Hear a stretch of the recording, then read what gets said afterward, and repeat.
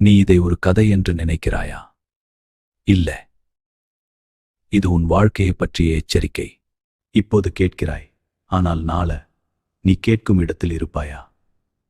யூதேயாவின் எல்லையோரத்தில் இருந்த ஒரு சிறிய நகரம். அங்கே எலியாப் என்ற மனிதன் வாழ்ந்தான்.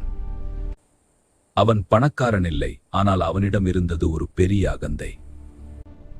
தேவன் இருந்தால் என் வாழ்க்கையை இப்படி விட்டிருப்பாரா? மகனே, தேவனுக்கு பயந்து நட. நரகம் உண்மை, சொர்க்கம் உண்மை.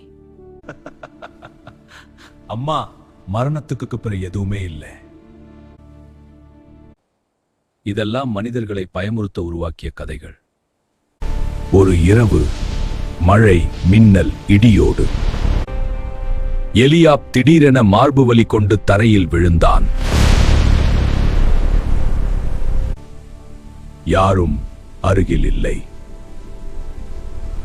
தேவனே, நீ உண்மையாயிருந்தா?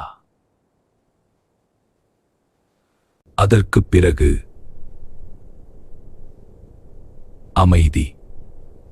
அவன் கண்களை திறந்தபோது ஒளி இல்லை, காற்று இல்லை, ஆனால் தீயின் வாசனை. அவன் எழ முயன்றான். அவனுடைய உடல் இல்லை, ஆனால் வலி பயங்கரம்.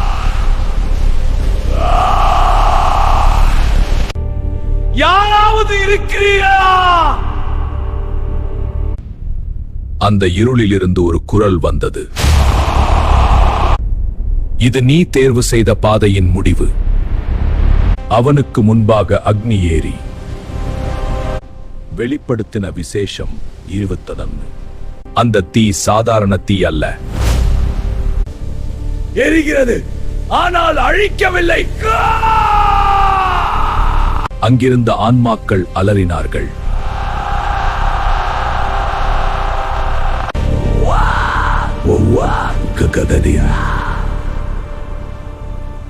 ஒவ்வொரு அலறலும் ஒரு கதையா இருந்தது.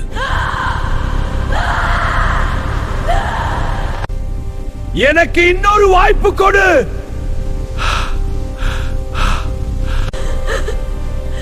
சபைக்கு போனேன், ஆனால் மன்னாதும்ல. எலியா இழுக்கப்பட்டான். ஒரு இடத்தில் ஆழமான பள்ளம். அங்கு ஆன்மாக்கள் இருட்டுச் சங்கிலிகளால் கட்டப்பட்டிருந்தன. 2 பேதுரு 2:4. நான் பலருக்கு தீங்கு செய்தேன் சார்.